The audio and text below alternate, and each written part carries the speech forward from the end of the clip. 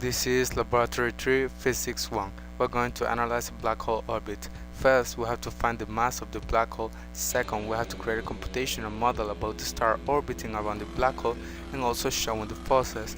And 3, we have to answer and analyze some questions.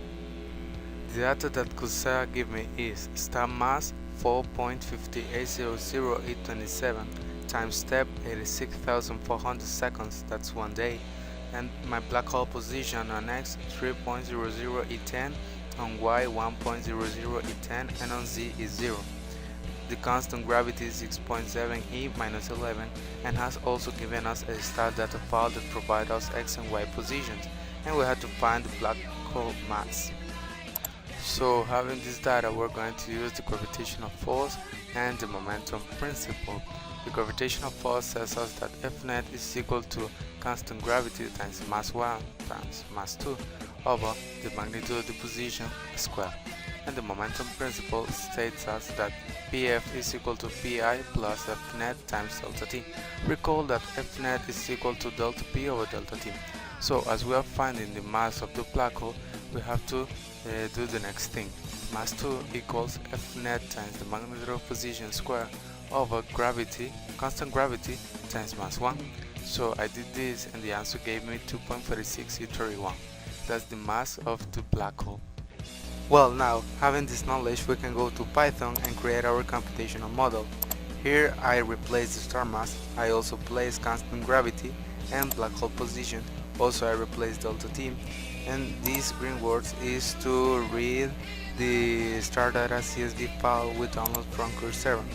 Here appears as the first while loop that is going to calculate x and y components of velocity, and here is the second while loop that is going to calculate net force. It is written all about net force, since parallel net force and perpendicular net force, and dp/dt parallel and dp/dt perpendicular.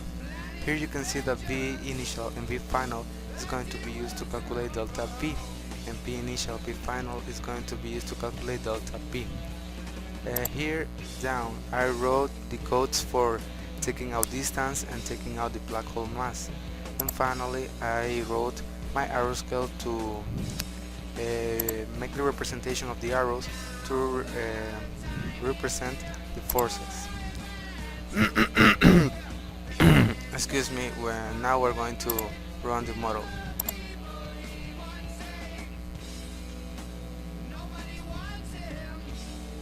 Well, you can see that the black arrow represents parallel net force, the orange arrow represents the perpendicular net force, and the yellow arrow represents the net force.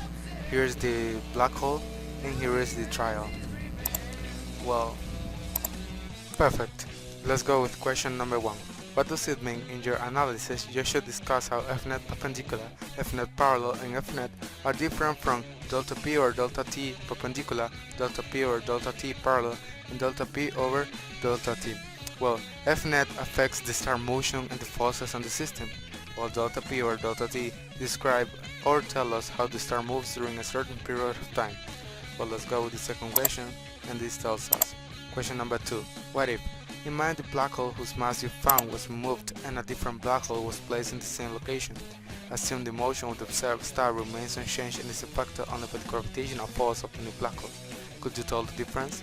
In other words, is it possible for you to find a value for the mass of the new black hole that is different from the mass you found for the original one? Well, there's no difference because there's no change and everything will remain the same. Also, we're going to be using the same data for finding the new black hole mass.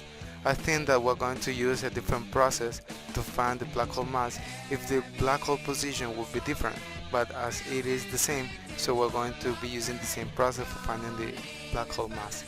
So thank you, this is Lab 3 Physics 1, and see you later.